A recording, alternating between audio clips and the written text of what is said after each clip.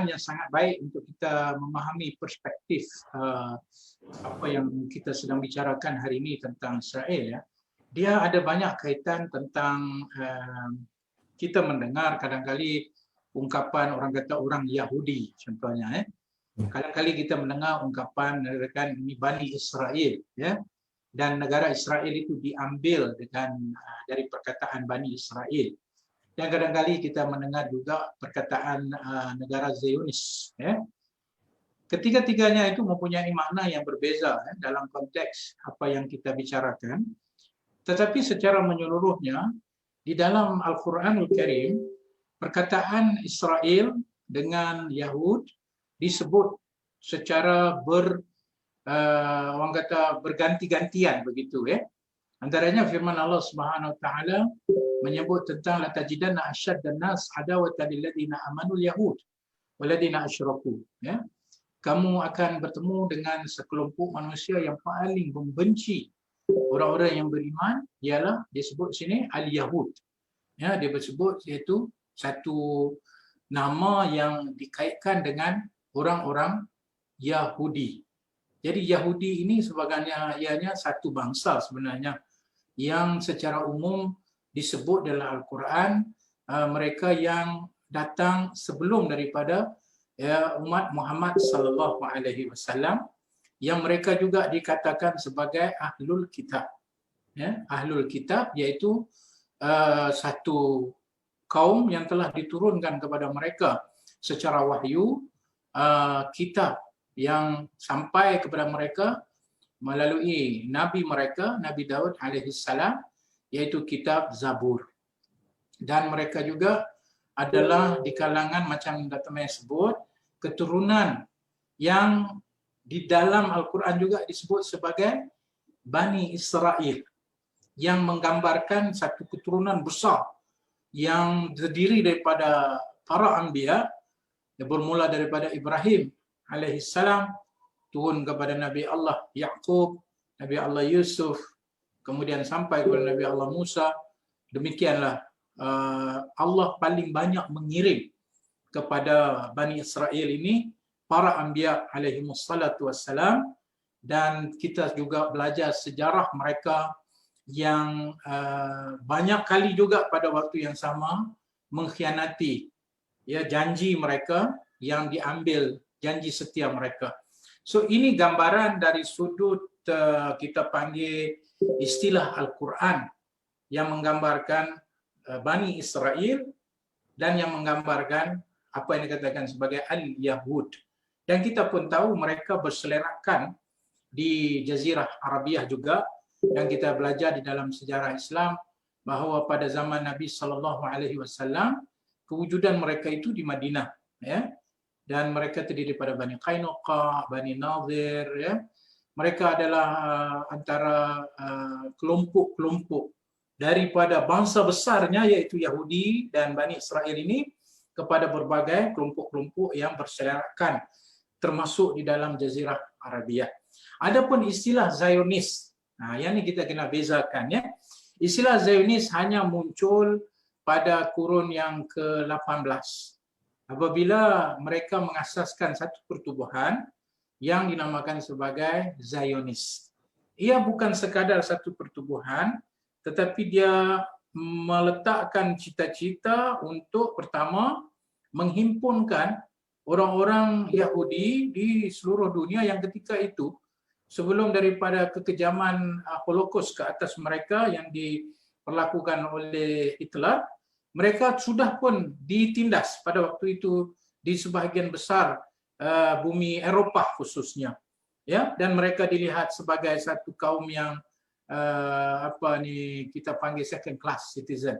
Jadi cita-cita Herzl, ya, Theodor Herzl ini, iaitu pengasas kepada Zionis ini, ialah nak himpunkan dia orang ni semua seluruh dunia yang berselerakkan seolah mereka ini macam tak ada tempat untuk nak bernaung, untuk mereka akhirnya dicari kepada mereka satu tempat yang kemudian mereka akan diletakkan di situ sebagai satu negara bangsa Yahudi.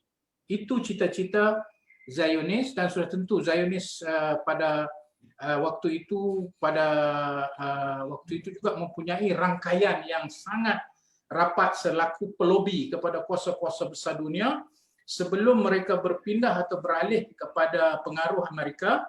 Mereka sangat punya hubungan yang intim dan rapat dengan kerajaan British kerana waktu itu British dianggap sebagai superpower yang mereka cuba melobi untuk mendapatkan hasrat dan cita-cita mereka. Mereka ni banyak duit, mereka ini pegang antaranya Lord Rothschild yang menguasai perbankan dan malah dalam Perang Dunia Pertama itu Lord Rothschild yang antara lain yang membiayai peperangan itu di kalangan negara-negara Britain dan juga sekutunya. Jadi dalam kita memahami konteks tersebut, maka apa yang kita bicarakan dalam konteks Israel sebagai sebuah negara hari ini adalah satu entiti yang ditubuhkan, yang diasaskan, yang dibentuk, yang dilobi oleh Zionis. Ia tidak mewakili keseluruhan Yahudi ataupun Bani Israel. Bahkan kita ketemui banyak daripada kalangan kelompok orang Yahudi, khususnya yang ortodoks dan mereka yang terbuka, tidak bersetuju ataupun tidak menyokong wujudnya sebuah kerajaan yang dinamakan sebagai negara Yahudi. Bahkan mereka bukan sahaja tidak menyokong, menolak Zionism sebagai satu ideologi yang bagi mereka telah memburukkan nama Yahudi dan juga Bani Israel. Jadi kewujudan Israel hari ini, segala keganasan yang diamalkan serta pencerobohan yang dilakukan dan pengkhianatan terhadap perjanjian di peringkat antarabangsa itu adalah angkara daripada cetusan Zionisme yang menjadikan negara Israel itu sebagai frontnya untuk mereka mencapai cita-cita mereka. Yang lebih bahaya daripada itu, saudara moderator, ialah bukan sekadar dia meletakkan cita-cita towards Jewish homeland ataupun negara untuk orang-orang Yahudi, tetapi mereka punya cita-cita lebih besar pada itu, apa yang dinamakan sebagai the Greater Israel, yang akan mencakupi daripada Iraq sampai kepada keseluruhan bumi Syam itu yang mereka namakan the Greater Israel. Itulah bahayanya Zionism, yang dalam proses itu mereka telah mengabaikan semua perjanjian antarabangsa dan menuruti sedikit persoalan bagaimana diwujudkan sebuah negara yang bernama Israel ini, ialah pada tahun setelah wujudnya negara Israel pada tahun 1917, mereka telah melobi kerajaan British untuk mewujudkan satu negara yang dipanggil Jewish homeland, iaitu negara bangsa Yahudi yang mereka telah memilih di atas nama ianya adalah bumi yang dijanjikan, iaitu bumi Palestin. Ya, dan mereka melobi, dan pada tahun itulah kita tengok bagaimana Balfour Declaration, iaitu daripada kerajaan British yang telah mengambil alih mandat untuk menguasai Palestin di atas kelemahan Empire Ottoman ketika itu. Dan pada 1917 Balfour Declaration telah memberikan satu persetujuan, ya, ke arah apa yang dinamakan towards, ke arah mewujudkan sebuah negara bangsa Yahudi. Dan dari situlah mereka mula bertapak, dan dari situlah sedikit demi sedikit mereka mula dengan kita panggil sokongan British, perlindungan British, mereka masuk sedikit demi sedikit di bumi Palestin untuk mereka mengasaskan kepada sebuah negara bangsa Yahudi. Dan di sanalah kita tengok mereka mula membeli tanah-tanah ketika itu oleh kerana lemahnya kerajaan Ottoman dan rasuah yang agak berleluasa pada waktu itu. Mereka telah merasuah pegawai-pegawai di Ottoman yang bertugas di Palestin untuk membeli tanah-tanah pada waktu itu, dan mereka masuk sebagai peniaga, mereka masuk sebagai orang yang penuhnya profesional untuk membantu itu dan ini British, tetapi pada waktu sama mereka telah membina asas-asas itu. Dan untuk pengetahuan, Sepanjang 1917 dengan ruang yang dibuka kepada Yahudi melalui Zionis tadi, maka dari situlah British mandate melindungi mereka untuk mencapai cita-cita mereka. Dan bila tamat saja British mandate pada tahun 1947, waktu itulah ya dikhawatiri berlaku satu pertembungan, kerana pada saat itu pengembangan melalui bantuan British, iaitu tanah-tanah sudah mula dimiliki oleh orang-orang Yahudi ini. Tapi mereka masih bilangannya terlalu kecil, terlalu sedikit. Ya, bilangan mereka hanya menguasai beberapa peratus saja.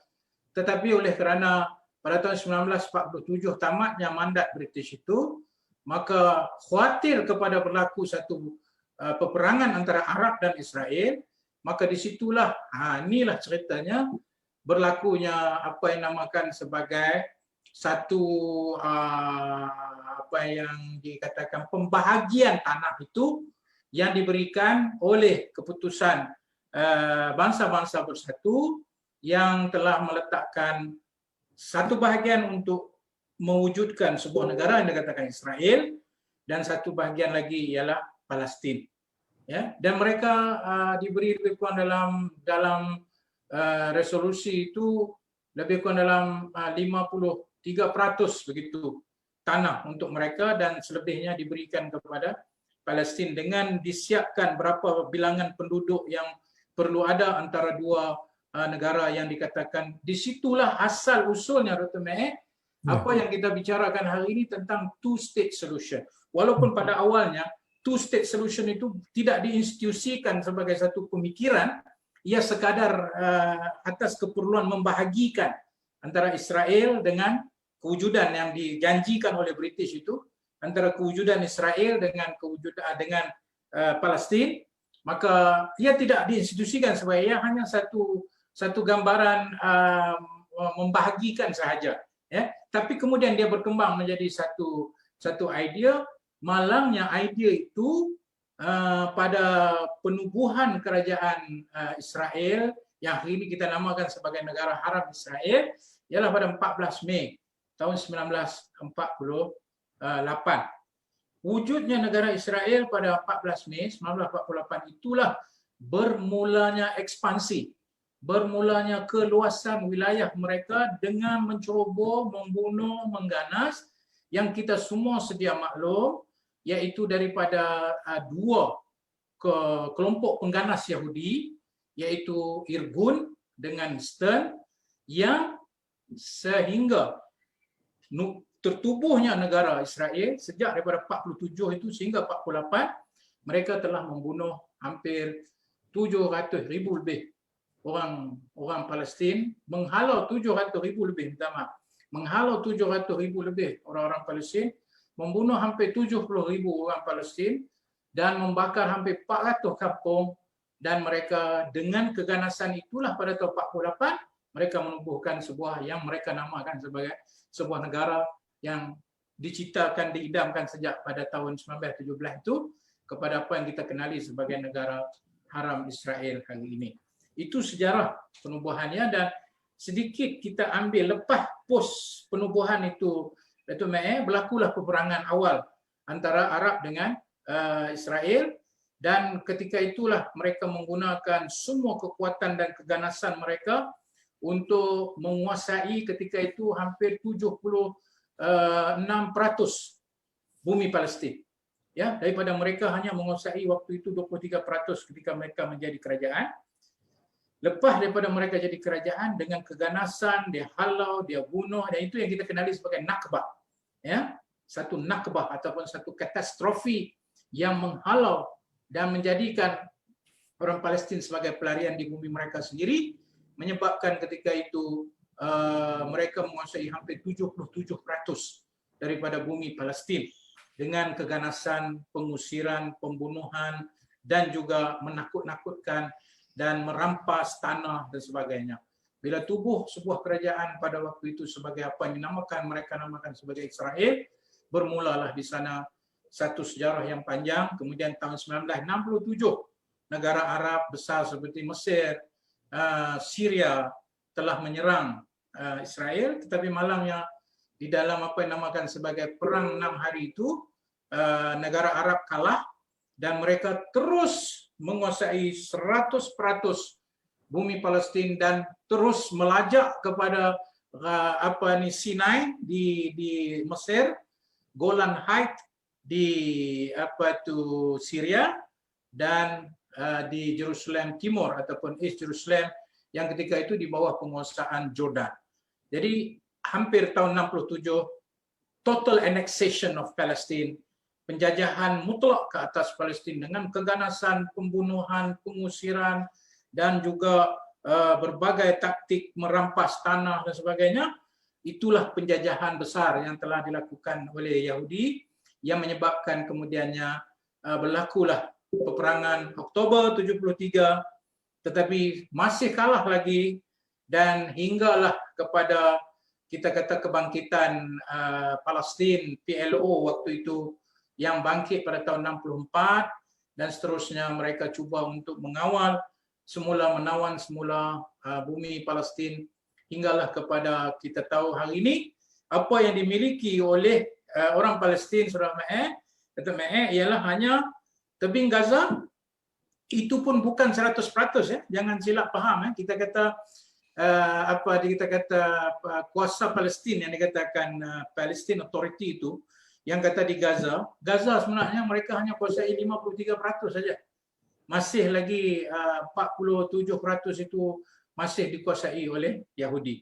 Dan kita pun tahu bagaimana Jerusalem bagaimana West Bank itu ya ataupun tebing barat yang kita kata juga sebenarnya telah dijajah oleh Israel yang dikenali sekarang sebagai Palestinian Occupied Palestinian Territory ya yang dijajah dan dilakukan berbagai kekejaman termasuklah usaha pengusiran di Jerusalem Timur yang adalah milik antarabangsa sebenarnya.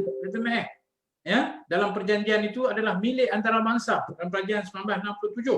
Tetapi juga diceroboh dan mereka mengusir keluar yang hari ini kita tahu dengan kisah penempatan Sheikh Jarrah itu adalah di Jerusalem, bahagian Jerusalem Timur yang mana di sana walaupun orang Arab berada di dalam Jerusalem itu sebagai pemilik asal, penduduk asal, tetapi mereka diharamkan daripada mendapat apa sahaja kita kata keperluan asas mereka sehingga kita tahu bahawa negara Israel hari ini mengamalkan apa yang dinamakan sebagai dasar apartheid ya, dasar apartheid yang menindas dan menganggap orang Arab sebagai second class citizen yang mereka dinafikan hak mereka. Masuklah orang Palestin di Gaza, mereka dikepung dalam satu penjara besar, tak dapat hak untuk air, kemudahan asas, dan mereka dikepung semua bekalan keperluan makan minum masuk melalui pintu-pintu Israel, termasuklah juga pertanian mereka hapuskan, pertanian mereka bakar ladang-ladang orang Palestin, mereka cabut hampir 60,000 pokok zaitun ya untuk merosakkan sumber pendapatan kepada orang Palestin. Jadi itulah kalaupun boleh digambarkan secara ringkas bermula daripada penubuhan 1917 ke arah kewujudan satu negara Yahudi hingga pada 1948 dan peperangan 47, 48, 49 hingga kepada 67, itulah penderitaan kita kata umat Islam Palestin yang kemudian idea yang tadi ditanya tentang two-state solution diinstitusikan sebagai satu kita panggil tawaran untuk dijadikan bahan perundingan di mana jangan lupa two-state solution itu yang menjadi pertaruhan di sini yang paling besar ialah apa dia? Satu, iktiraf Israel dulu. Kedua, isu di mana kita nak jadikan Israel berebut nak jadikan Jerusalem sebagai dia punya ibu kota. Palestin di atas hak yang termaktub bahawa Al-Aqsa itu Jerusalem adalah di bawah penguasaan Palestin, menuntut ibu kota sebagai ibu kota negara Palestin, Dan yang ketiga ialah soal hak untuk mereka mendapat segala kemudahan-kemudahan yang termasuk hak untuk mereka kembali, right to return di tempat-tempat yang telah diambil, dan mereka minta supaya Yahudi keluar daripada apa yang dinamakan sebagai occupied Palestinian territory, barulah kemudian benda itu boleh dibincangkan. Dan inilah benda yang tak sampai kepada keputusan-keputusan dia.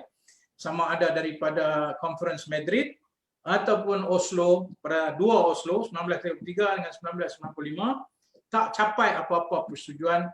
Dan kita jangan lupa dalam proses damai yang bermula sejak tahun 80-an itu, berlakulah apa yang dinamakan sebagai intifada, ya, yang dijadikan sebagai satu kekuatan kebangkitan oleh rakyat awam, orang awam, untuk menuntut segala hak mereka.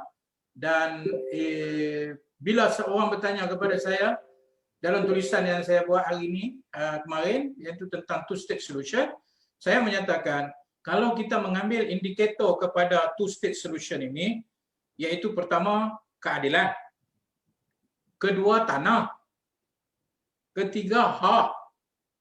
Indikator ni semua tak ada, dicerobohi oleh Yahudi.